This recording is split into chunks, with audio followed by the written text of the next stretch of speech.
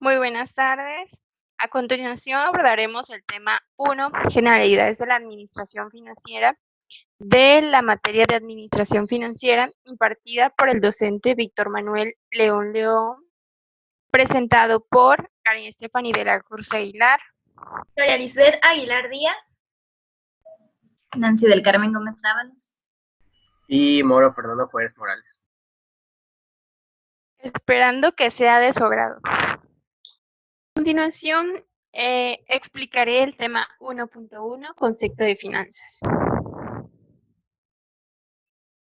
Para comenzar, ¿qué son las finanzas?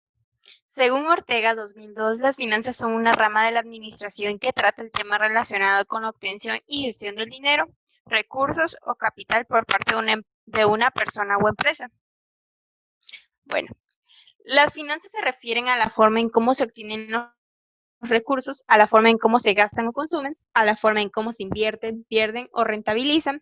Por lo tanto, el concepto ampliado de finanzas es el de una ciencia que, utilizando métodos matemáticos, brinda las herramientas para optimizar los recursos materiales de las empresas y de las personas. Es así que tenemos 5 puntos importantes en lo que es el análisis de la definición conceptual, que es la fase de la administración general, maximizar el patrimonio de la empresa, la obtención de recursos financieros, su correcto manejo y la administración del capital de trabajo. Como administración general es una parte, la administración financiera es una parte de la administración general, que el maximizar el patrimonio de la empresa se refiere a que trata de exprimir los recursos financieros lo más que se pueda para maximizar el jugo posible de ellos, que sería maximizar las utilidades. Y la obtención de recursos financieros sería obtener los fondos y recursos financieros de una manera inteligente. Su correcto manejo es utilizar adecuadamente los fondos y los recursos que tiene la empresa. Y la administración del capital de trabajo sería otro objetivo fundamental, porque consiste en destinar y aplicar los fondos y recursos financieros a los sectores productivos internos y externos. Bueno, la importancia de las finanzas se refiere al buen manejo de las finanzas desde el inicio de la empresa. ¿Por qué?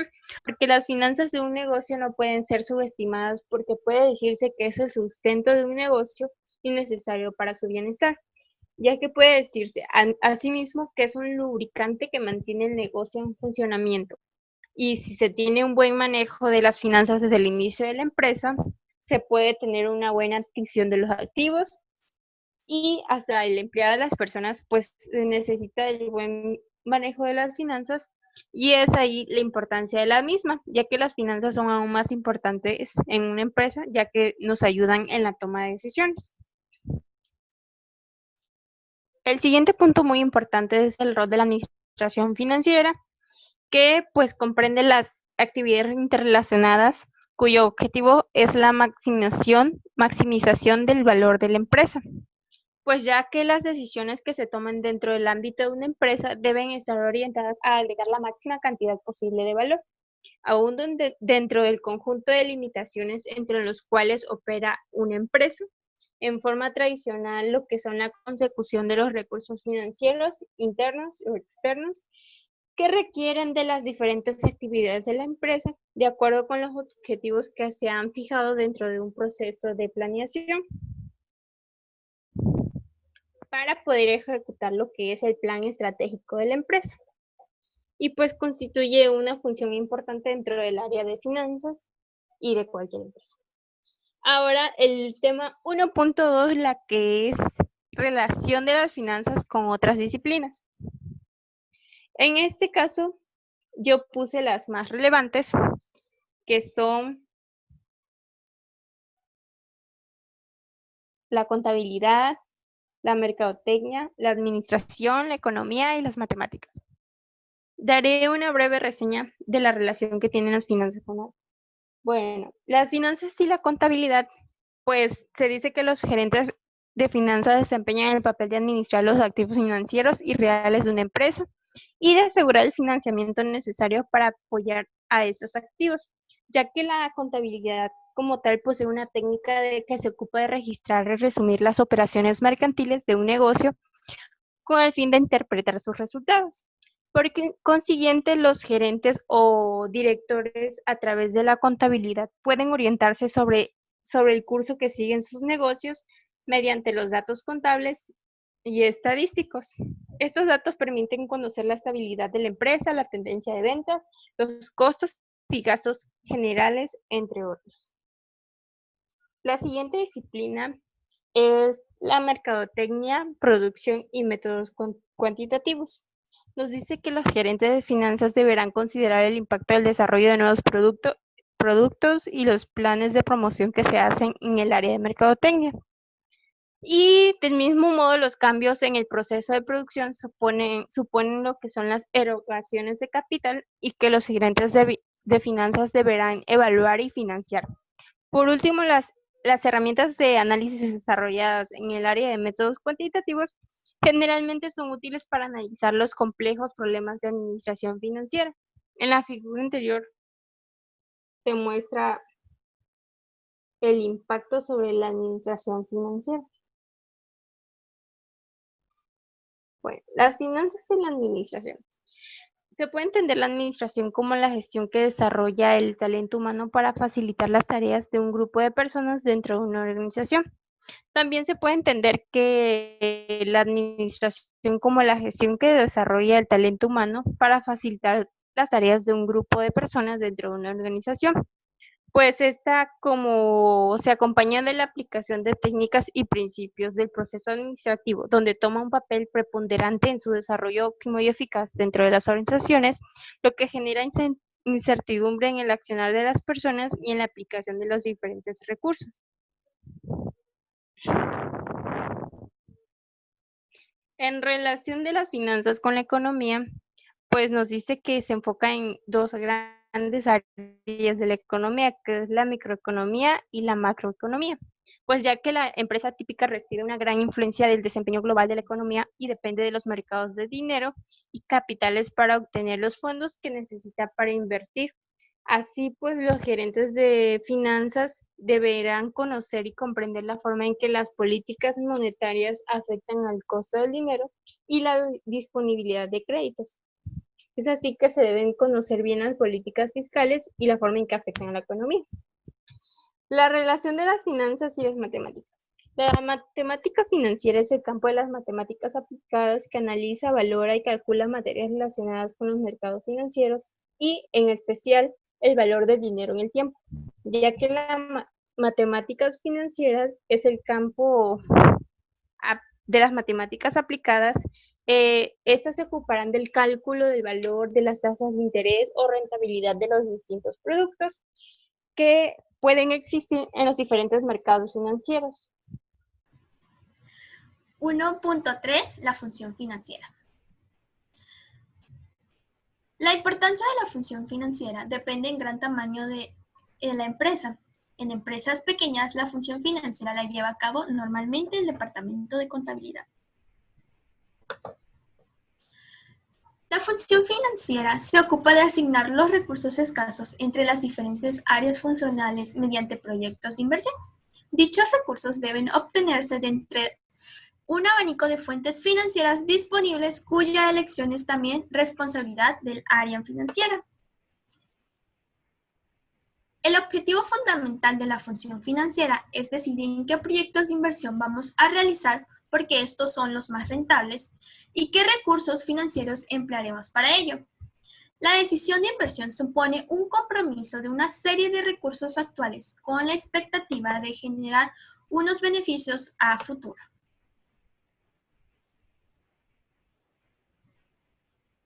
Bueno, la función financiera se divide en 4 importantes actividades. La primera es invertir una cantidad de dinero, tiempo o esfuerzo en alguna actividad que nos produzca más a nosotros. La siguiente es el financiamiento, que es una aportación de dinero y de recursos para la adquisición de bienes o servicios donde se canalizan créditos o préstamos. La siguiente es la administración financiera. Dada la gerencia financiera, se encarga de la eficiente administración del capital de trabajo así como dentro de un equilibrio entre los criterios de riesgo y rentabilidad, además de orientar la estrategia financiera para garantizar la disponibilidad de fuentes de financiación y proporcional debido al registro de operaciones como herramientas del control de la gestión de la empresa. Por último, es el pago de los dividendos. El dividendo es la cuota de dinero de una empresa que se reparte entre los accionistas de una sociedad. El dividendo constituye la principal vía de remuneración de los accionistas como propietarios de una sociedad. Pero, ¿cómo está formado la función financiera? El vicepresidente en la parte de arriba, en una empresa grande, en el cual tiene la función de dirigir y administrar y también dar informes al director general. El tesorero se encarga de las funciones administrativas financieras, como por ejemplo las de inversión, elaborar presupuestos de capital a invertir, financiamiento como relaciones bancarias, comerciales o relaciones con los inversionistas, también el desembolso de dividendos y por último, administración de activos. Las funciones del controlador son contables, pues hacer la proyección, contabilidad, presupuestos, a su vez también hacer reportes de los movimientos que se hacen en todos los departamentos que se ven afectados en las operaciones que se realizan para apoyar a los proyectos. 1.4. La ética en las finanzas. Pero para empezar, ¿qué es la ética? Según la Real Academia Española, la ética es una disciplina filosófica que estudia el bien y el mal y sus relaciones con la moral y el comportamiento de los humanos. En la contabilidad y las finanzas, que es en el manejo de dinero, se debe manejar la ética como un principio fundamental, ya que tiene que generar confianza entre los ahorrantes o inversionistas en quienes manejan el dinero debe ser total y ajena a dudas, robos, usuras o mal manejo de dinero. Es por eso importante un código ético. Los enfoques a tratar para los problemas éticos en las finanzas van desde el establecimiento de códigos para los profesionistas financieros hasta los esfuerzos para reemplazar el paradigma. El paradigma es un modelo, patrón o marco conceptual o una teoría que sirve para un modelo a seguir para resolver alguna situación determinada. Es importante apuntar al código ético con los siguientes valores que voy a mencionar. En los principios éticos para aplicar las finanzas, la primera es justicia y lealtad. Ante todas las cosas, saber que nuestra empresa es parte de nosotros y mostrar un trato justo, pero también como leal ante las decisiones que nosotros vayamos a tomar. La objetividad, la confidencialidad ante los documentos o a las decisiones que nosotros tomemos. La responsabilidad, sabiendo que nosotros, como en el área de finanzas, serían los resultados, sean positivos o negativos, de lo que nosotros tomaremos como toma de decisión. Prudencia, paciencia y diligencia para saber afrontar las situaciones a la hora de tomar una decisión. Okay. Bueno, yo les voy a hablar del punto 1.5, formas legales de las organizaciones mercantiles en México, las cuales son 7. Y bueno, nos dice que la primera es la sociedad de nombre colectivo, luego viene la sociedad de comanditas simples, sociedad de responsabilidad limitada, sociedad anónima, sociedad de comandita por acciones, sociedad cooperativa y por último la sociedad por acciones simplificada.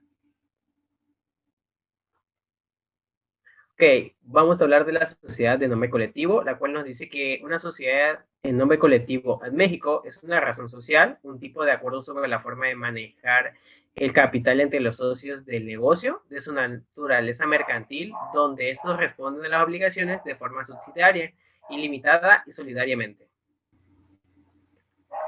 Entre sus características podemos encontrar que el número mínimo de socios de la sociedad en nombre colectivo debe ser de 2, el máximo es ilimitado.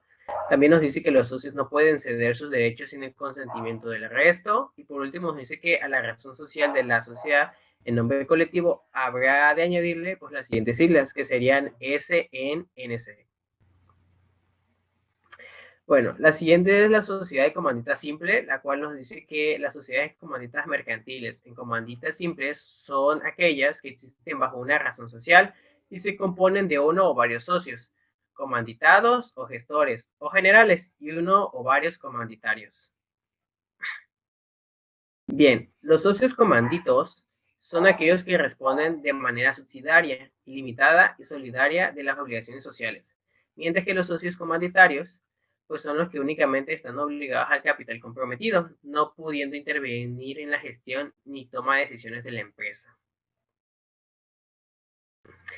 Ok, también nos dice que están ciertas características. Entre ellas podemos encontrar que la sociedad de comandita simple nos dice que, pues obviamente, el capital mínimo no podrá ser inferior a la quinta parte del capital. También nos dice que la razón social de esta sociedad se formará con los nombres de uno o varios comanditados, seguido de la palabra y compañía.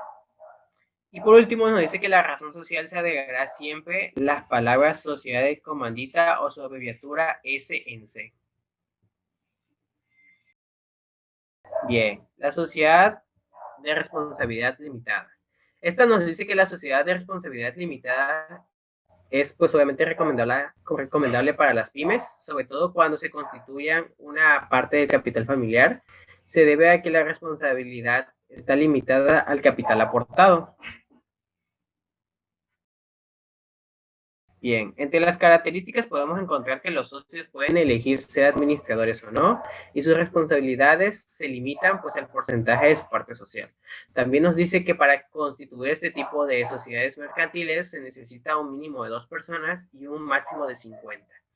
Y por último, nos dice que la denominación o razón social deberá ir seguida de las palabras sociedad de responsabilidad limitada o su abreviatura SDRL. Bueno, de ahí viene la sociedad anónima, la cual nos dice que pues esta es la que existe bajo una denominación y se compone exclusivamente de socios cuya obligación es limitada al pago de sus acciones. Ok, nos dice también que 2 es el mínimo de socios necesarios para constituirla, mientras que el máximo es ilimitado. La denominación se formará libremente, pero distinta a cualquier otra sociedad. A la razón social se le agregará su abreviatura SA. Y sus requisitos para su creación, pues nos dice que es que hay que contar con 2 socios como mínimo, que el capital social no sea mayor de 50,000 pesos, que se exhiba el dinero en efectivo cuando menos el 20% del valor en cada acción, y que por último se exhiba íntegramente el valor de cada acción.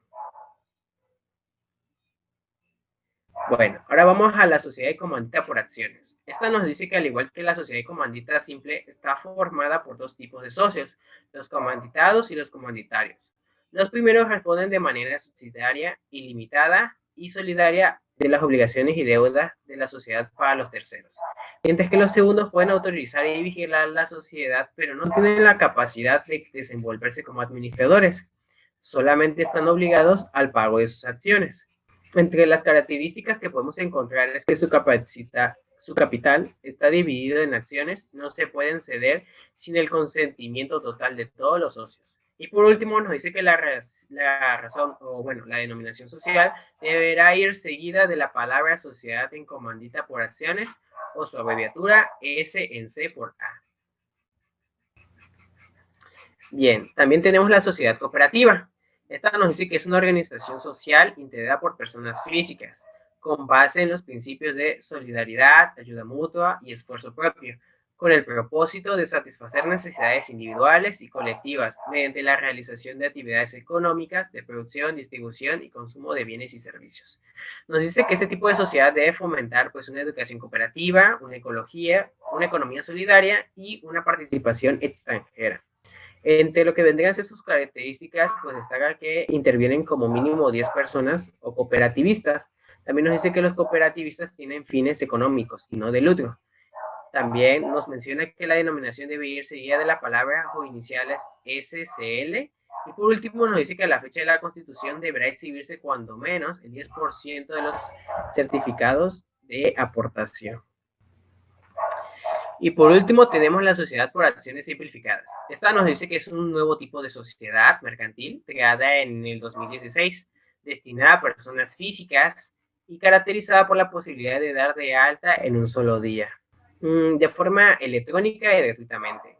Nos dice que solamente se necesita la firma electrónica y la autorización de uso o denominación social. Este tipo de sociedad también tiene aspectos adicionales, entre ellas pues que está diseñada para micro y pequeñas empresas. También nos dice que su responsabilidad y participación es limitada. Y por último, que para su creación solamente se necesita un socio. También esta tiene una clasificación, nos dice que está destinada para consumidores de bienes o servicios, para productores de bienes o servicios y por último, para personas que quieran pues, llevar un ahorro y un préstamo. Y bueno, eso sería todo de mi parte. Muchas gracias. Buenas tardes. Yo les vengo a hablar del subtema 1.6, la estructura de las finanzas en las diferentes organizaciones. La estructura financiera de una empresa nos dice que se refiere a la combinación de deuda y capital utilizada para financiarse, o también es el conjunto de los recursos financieros que los socios o accionistas de esa organización han conseguido reunir a fin de crear la estructura económica que les permita poner en marcha la actividad empresarial. Comúnmente, la estructura financiera es confundida con la estructura económica. La estructura financiera nos dice que es el conjunto de recursos procedentes de fuentes de una financiación que permiten a una empresa invertir en activos, mientras que la estructura económica de una empresa es el conjunto de los activos, esos bienes que la empresa ha conseguido adquirir precisamente gracias a las fuentes de financiación. La estructura financiera se clasifica en dos. La primera, según las fuentes de financiación. Esta nos dice que a las que recurren los empresarios para crear la futura estructura económica que soporta su actividad empresarial. Esas fuentes de financiación pueden ser muy variadas, pero las más habituales son dos. La primera, fuentes internas. Las fuentes de financiación interna también reciben el nombre de autofinanciación o financiación propia. En este caso, los recursos financieros con los que se adquieren los activos pertenecen al socio o socios que montan la empresa.